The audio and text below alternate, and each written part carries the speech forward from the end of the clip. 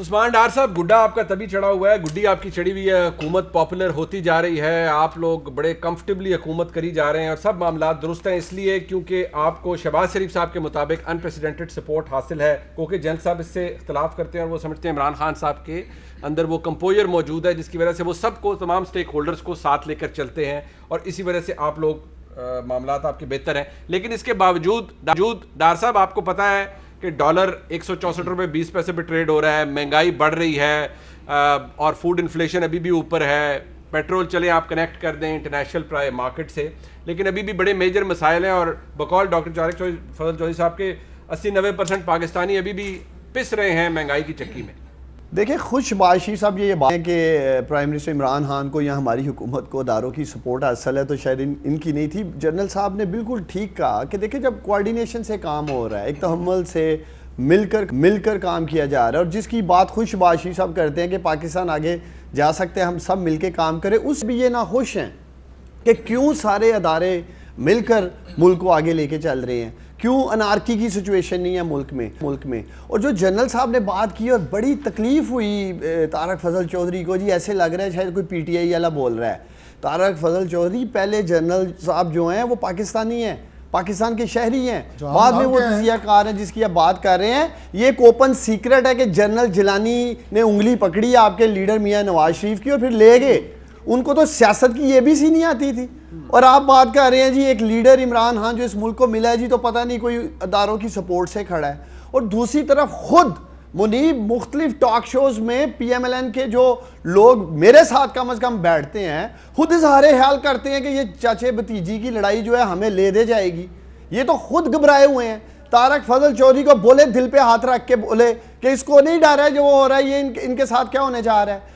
Politics میں پاکستان کی منیب 3 ماہ بھی بہت لمبا عرصہ ہے پریڈکشن کرنے کے لیے۔ یہ جن الیکشنز کی بات کر رہے ہیں، نوشہرہ، ڈسکا، وزیرآباد، یہ 4-4 5-5 6-6 ماہ پرانی باتیں ہیں بھائی میرے۔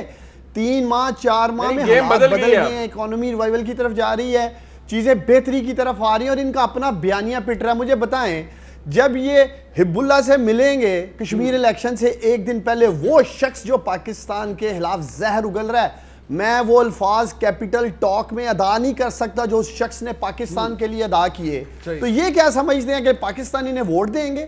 سیالکوٹ میں ایسے شخص کو ٹکٹ دیں گے جو نریندر مودی کی گھر تصویر لگانا چاہتا ہے، گجرانوالہ میں ایسے شخص کو یہ ٹکٹ دیں گے جو کہتا ہے ہم مودی کو پکاریں گے، ہندوستان کو مدد کے لیے پکاریں گے۔ اپنا گھر درست کریں طارق فضل چودھری صاحب، حکومت کو نہ دیکھیں۔ انشاءاللہ تعالی ہم پرفارمنس پہ فوکسڈ ہیں اور یہی وجہ ہے کہ ہمیں ووٹ پڑ رہا ہے۔ سیالکوٹ کا الیکشن بھی ہم نے پرفارمنس پہ جیتا، پوری پارٹی نے یونٹی کے ساتھ الیکشن لڑا، ایک اسٹریٹجی سے لڑا۔ ان کی تو ڈسٹرکٹ لیڈرشپ وہاں نظر نہیں آئی ہے، یہ کیا بات کر رہے ہیں؟ صرف مریم نواز کا دھڑا تھا سیالکوٹ الیکشن میں، مریم نواز کے دھڑے نے الیکشن لڑا ہے، میاں شہباز شریف کا تو وہاں دھڑا نظر ہی نہیں آیا۔ یہ کیا بات کر رہے ہیں جی؟ ہماری پارٹی جو ہے وہ بڑی ایک پیج پہ ہے، بیانیے کے لیے کنفیوژن نہیں ہے۔ وہ آپ کو ہے، لیکن جن صاحب نے خیر اس بات کی تو نفی کر دی کہ کوئی خصوصی سپورٹ اس حکومت کو حاصل نہیں جو ان کی گفتگو سے میں سمجھ پایا ہوں، لیکن کچھ معاملات کی طرف جو طارق فضل چودھری صاحب نے جن صاحب اشارہ کیا ہے کہ ملک آئین اور قانون کے مطابق چلے یا ووٹ کو عزت ملے، وہ تو اصولی طور پر یا قانونی آئینی طور پر غلط نہیں ہے۔ اگر مسلم لیگ نون کی ایک واضح ایک بڑی قیادت یہ کہتی ہے کہ یہ ایسا ہونا چاہیے اور ان کے بقول یہ جو کٹ پتلی والا معاملہ ہے یہ نہیں بننا چاہیے، تو اس میں غلط کیا ہے؟ منیب بات یہ ہے کہ آئین اور اس کے مطابق چلانا پارلیمنٹ کا کام ہے، کسی اور ادارے کا کام نہیں ہے۔ لیکن جب پرائم منسٹر صاحب نواز شریف صاحب کی حکومت میں آپ اداروں پر خود الزام لگانے لگ جائیں اور انڈور میٹنگز کو، کلوز ڈور میٹنگز کو اخباروں کی زینت بنا دیں اور وہ بھی نیگیٹو پیرائے میں، اور پھر جب آپ سپریم کورٹ پر حملہ کروا دیں تو ایک ادارے پہ حملہ کروا دیا، ایک کو ملائن کر دیا۔ پھر آپ نے نسیم زہرا صاحبہ کی بک ہے فرام کارگل ٹو کو، اس میں انہوں نے لکھا ہے کہ نواز شریف نے برجیش مصرا کو ڈیورنگ کارگل وار یہ پیغام دے کر بھیجا واجپائی کی طرف کہ میں ان ذمہ دار جرنیلوں کو سزا دوں گا جنہوں نے اس جنگ کا آغاز کیا ہے جب دونوں ملک حالت جنگ میں ہیں۔ پھر یہاں سے ادھر 4 جولائی امریکہ وزٹ کرنے جاتے ہیں تو بل کلنٹن نے ان کو کہا کہ 4 جولائی ہمارا یوم آزادی ہے، I cannot welcome you. ہاں I can only welcome you in one condition کہ آپ غیر مشروط وڈرال کرائیں، پاکستان آرمی کو نکالیں کارگل سے واپس تو پھر آ جائیں۔ انہوں نے کہا مجھے یہ شرط منظور ہے، اور تشریف وہاں لے گئے، اور وہاں بروس رائڈل نے اپنی بک میں لکھا ہے کہ بلیئر ہاؤس میں انہوں نے کہا بل کلنٹن کو کہ میں آپ سے علیحدگی میں ملنا چاہتا ہوں۔ بل کلنٹن نے کہا نہیں، علیحدگی میں ملنے کا رواج امریکہ میں نہیں ہے۔ انہوں نے کہا جی میں ملنا چاہتا ہوں، انہوں نے کہا نہیں، بروس رائڈل ساتھ بیٹھے گا، ہمارا نوٹ ٹیکر ساتھ ہوتا ہے، آپ بے شک اکیلے آنا ہے تو آپ آ جائیں۔ وہاں جا کے کہہ رہے ہیں جی میں یہ فیصلہ تو کر چکا ہوں، لیکن میری حکومت کو خطرہ ہوگا تو مجھے آپ سے تحفظ چاہیے۔ عزت دیتے ہیں ووٹ کو، تحفظ مانتے ہیں امریکہ سے۔ کیسی سیاست ہے یہ؟ کس طرح کی نیگیٹو پولیٹکس ہے کہ اپنے اداروں کو آپ الزام لگاتے ہیں، اپنے حاضر سروس جنرلوں کو سزا دینے کے لیے دوران جنگ انڈیا کے پرائم منسٹر سے وعدہ کرتے ہیں، اور پھر آپ کہتے ہیں جی ادارے ہمارے اوپر اعتماد نہیں کرتے۔ انہی اداروں کی گود میں بیٹھ کے آپ اقتدار میں آتے ہیں۔ اب آپ کو ایک میرج ہال ایئر فورس کا نظر آ رہا ہے۔